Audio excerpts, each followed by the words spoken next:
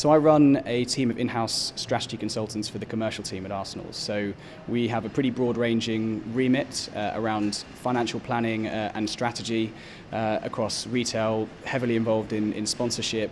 But really what it boils down to is making Arsenal a compelling proposition internationally, both for fans and for sponsors. So making sure that we can deliver tailored experiences to fans, and also that we make ourselves as attractive as possible for global businesses to partner with us to try and reach some of that, to try and gain some of that valuable affinity that we have for our brand. Well, it was a combination of a bit of luck and tenacity, I suppose. So coming out of university, I thought that I would really like to work in the sports industry. I had a job offer in management consulting at Accenture, which I chose to defer by a year, did a bit of travelling, and then wrote off a load of cover letters with pretty empty CVs to directors of football clubs, and was lucky enough to get introduced to who eventually became my boss, the Chief Commercial Officer at Arsenal at the time, and he said no. But he was very courteous. I stayed in touch with him over the course of getting 3 great years at Accenture under my belt in strategy, doing management consulting for big companies, until ultimately a role came up in the in-house team at Arsenal, and my CV was put on the pile as a result of making contact with the Chief Commercial Officer all those years ago. So it was a combination really of a bit of luck and a bit of timing.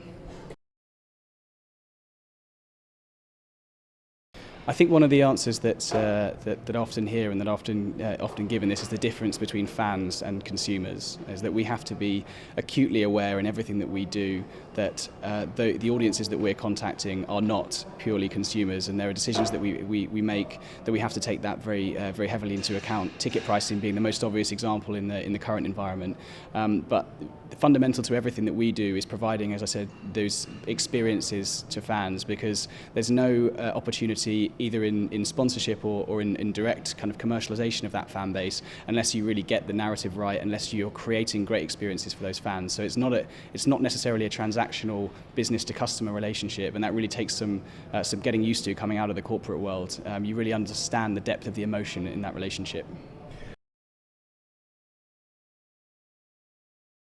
First and foremost is the experience and technical skills of the candidate. So if I'm speaking from my own experience, from my own hiring in my own team, I'm really looking for business problem solving. I'm looking for the hard, analytical skill set that I'm confident that I can give people, complex problems, and that they're able to come back with practical solutions. I would say that experience in sports is absolutely not a prerequisite. What we're looking for is transferable skills and experience from corporates and from organisations that we aspire to be.